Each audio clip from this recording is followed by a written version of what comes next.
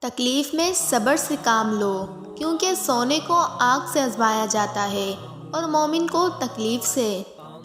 وہ رب تمہاری مرضی کے مطابق تمہاری زندگی کو بدل دے گا، بس صبر کرنا اور یقین کامل رکھنا۔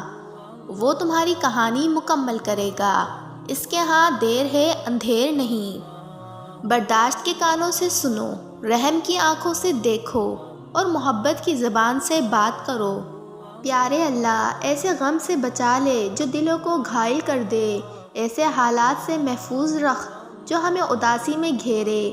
بے شک تو دعائیں سننے اور قبول کرنے والا ہے۔ ہماری دعاؤں کو قبولیت کا شرف بخش دے اور ہمارے دلوں کو اپنی محبت سے بھر دے، مالک کریم، آمین۔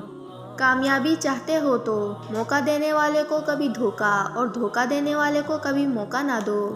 یہ سوال کہ مرد کی نظریں نیچی کرنا زیادہ ضروری ہے یا عورت کا اپنے جسم کو ڈھانپنا، بالکل ایسے ہی ہے جیسے آپ پوچھ رہے ہو کہ کون سی نماز زیادہ اہم ہے، ظہر یا عصر، حالانکہ دونوں ہی فرض ہیں۔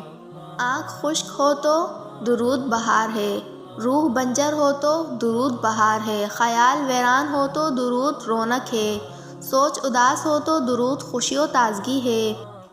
رب کو ناراض کر کے لوگوں کو راضی کرنا گھاٹے کا سودا ہے، کیونکہ لوگوں کے بدلے اور لوگ مل سکتے ہیں لیکن رب کے بدلے کوئی دوسرا رب نہیں مل سکتا۔ اللہ نے جس انسان کو تمہارے لیے چنا ہوگا، اس میں یہ نشانی ضرور ہوگی، وہ آپ کے لیے سکون کا باعث ہوگا۔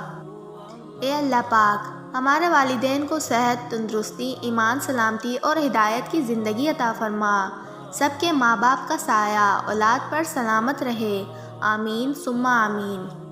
وقت کا بہترین استعمال اللہ کے احکام کی تعمیل میں ہے، اللہ کی یاد میں ہے۔ وقت تیزی سے گزر رہا ہے، کچھ نہیں پتہ اس سفر کا کب اختتام ہو جائے، اس لیے عارضی دنیا میں کھونے کے بجائے ابدی سفر کی تیاری کیجیے۔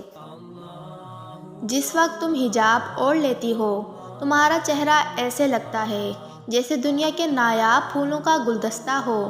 بے شک حجاب عورت کے لیے محافظ آبرو عزت ہے۔ سب معاملات اللہ تعالیٰ پر چھوڑ دیا کریں، کیونکہ انتقام ایک آگ کی طرح ہوتا ہے جو دوسروں تک پہنچے نہ پہنچے مگر آپ کے دلوں کو ضرور جلا دے گا۔ اور جب معاملہ اللہ کے سپرد کر دیا جائے تو یقین رکھیں کہ وہ بہترین انصاف کرنے والا ہے، پھر آپ کے دل بھی سکون پا جائیں گے۔ اللہ وہی واحد سہارا ہے جو تمہیں سب سے بڑھ کر چاہتا ہے۔ راستے دشوار جتنے ہوں، بس تم اس پر یقین کامل رکھو۔ ہر وہ دل جو تکلیف سہتا ہے، وہ ضرور اپنے کمال کو پہنچتا ہے۔